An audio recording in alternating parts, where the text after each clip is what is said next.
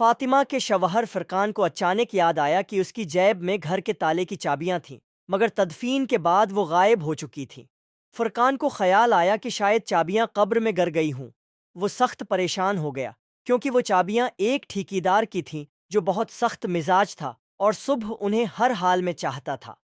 فرقان نے رات کے 12 بجے قبرستان جانے کا فیصلہ کیا۔ اندھیری رات، قبرستان کی ویرانی اور دل میں خوف کے باوجود وہ اپنی بیوی کی قبر پر پہنچا اور کھدائی شروع کر دی۔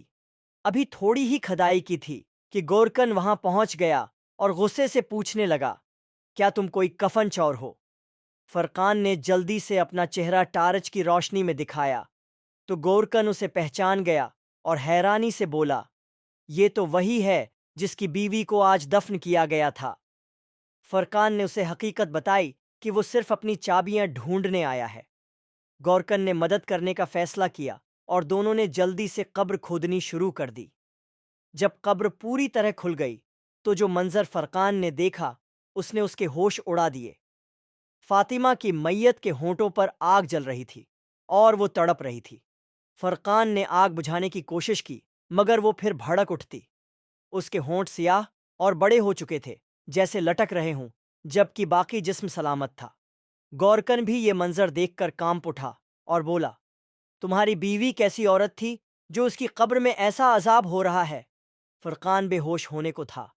اس کی سمجھ میں نہیں آ رہا تھا کہ فاطمہ تو نیک ہے، عورت تھی، پھر یہ عذاب کیوں؟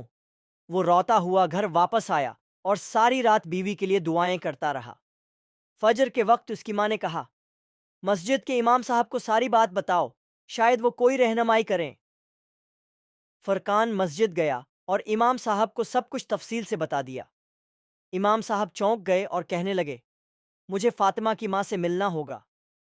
جب امام صاحب فاطمہ کی ماں کے گھر پہنچے تو انہوں نے سوال کیا، کیا فاطمہ کسی کی چغلی کرتی تھی یا کوئی ایسا گناہ جو اس کے منع سے ہوتا ہو؟ فاطمہ کی ماں نے انکار کر دیا۔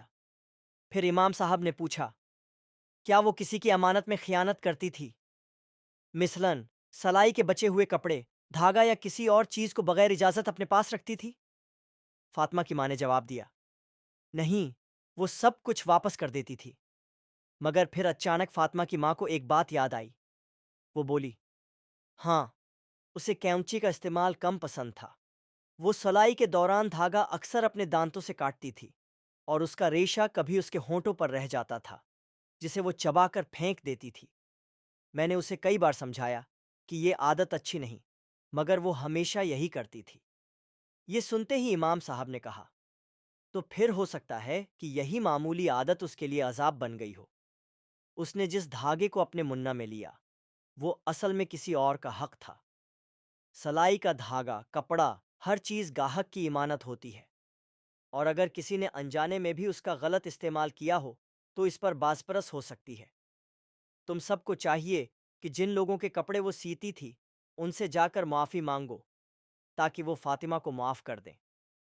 فاطمہ کی ماں اور فرقان نے محلے کے تمام لوگوں کو جمع کیا اور ان سے فاطمہ کی اس عادت کا ذکر کیا۔ سب نے حیرانی سے سنا اور فوراً اسے معاف کر دیا، کیونکہ ان کے نزدیک یہ کوئی بڑا گناہ نہیں تھا، مگر جو چیز انسان کے نزدیک معمولی ہوتی ہے وہ آخرت میں سنگین بھی ہو سکتی ہے۔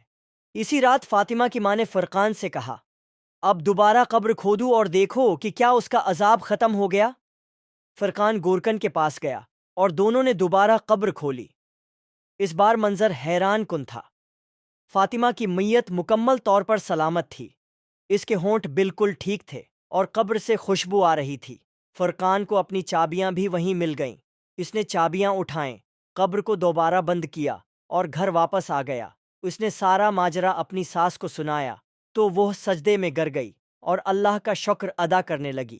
یہ واقعہ ہمیں سکھاتا ہے کہ بظاہر معمولی لگنے والے اعمال بھی قیامت کے دن ہمارے لیے سنگین ثابت ہو سکتے ہیں۔